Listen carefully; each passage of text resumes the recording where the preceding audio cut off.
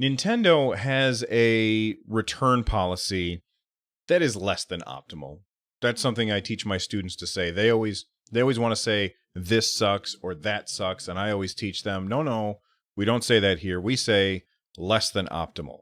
So that's what we're going to say about Nintendo's return policy. And it's actually against the law in Europe. There was a law passed, I can't remember when, but I've talked about it on the show before. There was a law passed in Europe that basically says if you don't give consumers a way to return goods that they haven't used yet, then you are breaking European law. And a lot of the video game companies were breaking European law, and they have, after that was changed, and most of them fell into line and did the right thing. Nintendo is kind of like they drew a line in the sand and said this far, no farther. And they basically have said that they're refusing to allow cancellations or refunds of things that are purchased on the eShop. Even if you buy something on the eShop and then decide, you know what, I don't want to get this after all, so I'm going to return it. Now, Nintendo kind of is trying to get around this, saying, look, when you buy something on the eShop, even if it's a pre-order, the download starts immediately, and you start to receive that product immediately. And if you've received the product, then you can't return the product.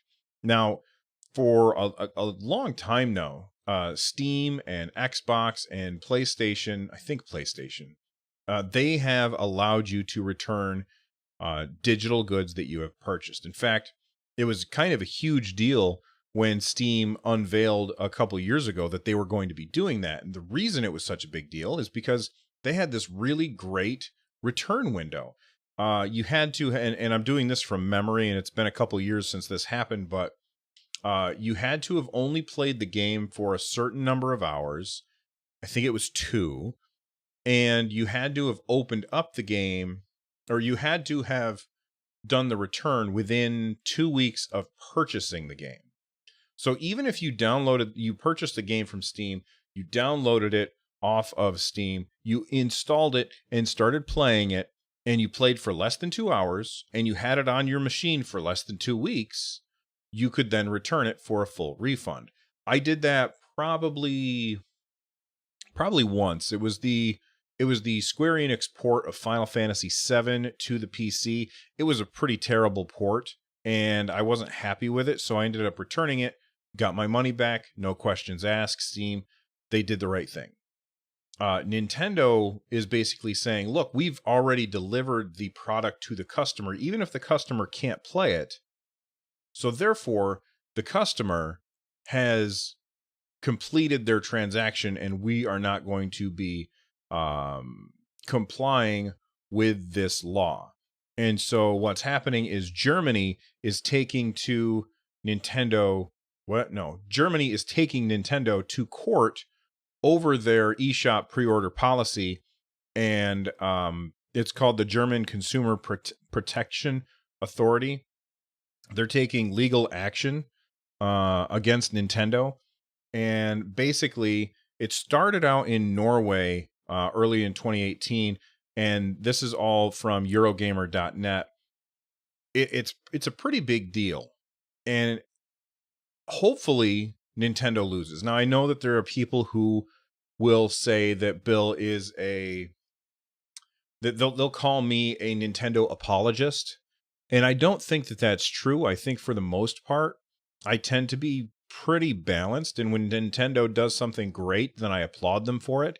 And when they do something foolish, then I chastise them for it. And for the most part, I spend more time applauding than chastising because I think Nintendo does a pretty good job.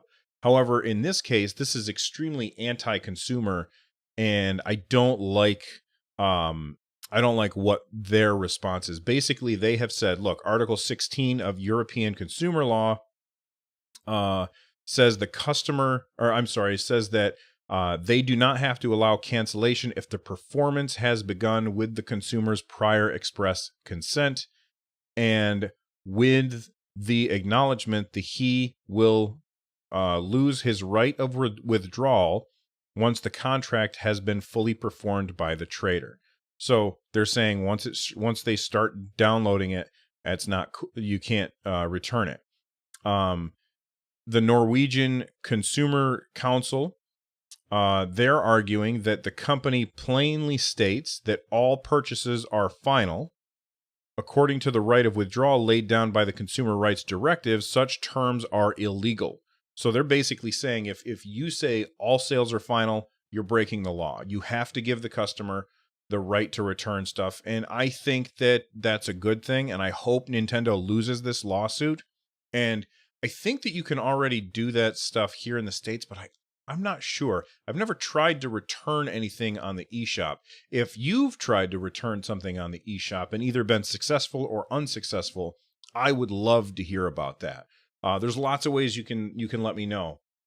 You can email me, runjumpstomp@gmail.com. You can send me a message on Twitter @runjumpstomp. You can go ahead and, if you're watching this on YouTube, leave a message right down below and let me know if you've ever been able to return something through the eShop, because I don't currently know what the US policy is.